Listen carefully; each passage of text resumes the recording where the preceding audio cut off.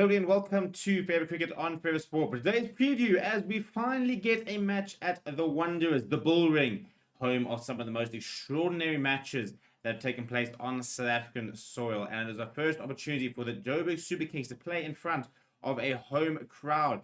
And it's very much a struggling Joburg Super Kings, who I think going into the tournament were one of the favorites, and I think still, from a squad perspective, should really be doing a lot better than they have. But unfortunately, they had really bad top order fails, which has really put them back quite badly in this tournament. All three games, in fact, sort of top order fails. And they're playing against the Troy Capitals, who have yet to lose a game. And I personally think that this game is yuck. It could be set up to be an absolute corker. And the reason I say that is because I think we're talking about two teams who have picked sides for the high fault, and we're now going to see them really come good. And I think, in terms of spectacles, the prospect of a fight of Anrich Nokia burning 150 kilometers an hour to the likes of a Faf du Plessis and Gerald Coetzee, who also sort of hitting those really sort of high sort of 140s, burning to a Riley Rousseau, for example. Those are some of the sort of mini battles we're going to see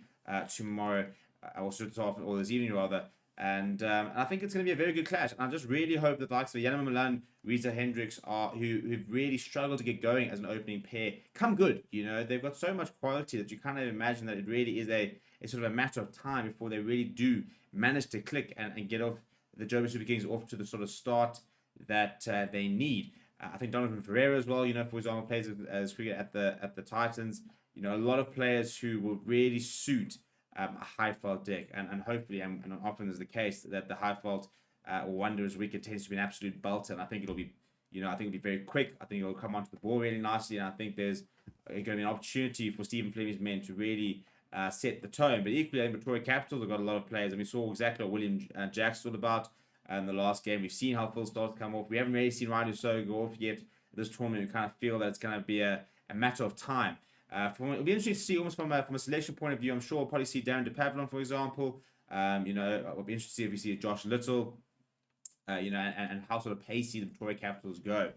Because as I said, it is a wicket that's very quick, and ball travels far in the high fault. So expect raining sixes, expect big scores. I generally think tomorrow, if the deck is a proper batting deck, we're talking about 180, 190, not even technically being enough. We could be talking about a 200 par score.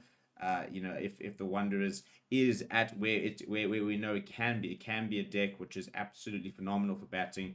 We've seen it over the years, and hopefully we will see two teams who I think are stacked with some really exciting matchups really come to the fore. I mean, Pretoria Capitals, for example, they've got an opportunity to go first if they were to win this game, and they could go first with the game in hand.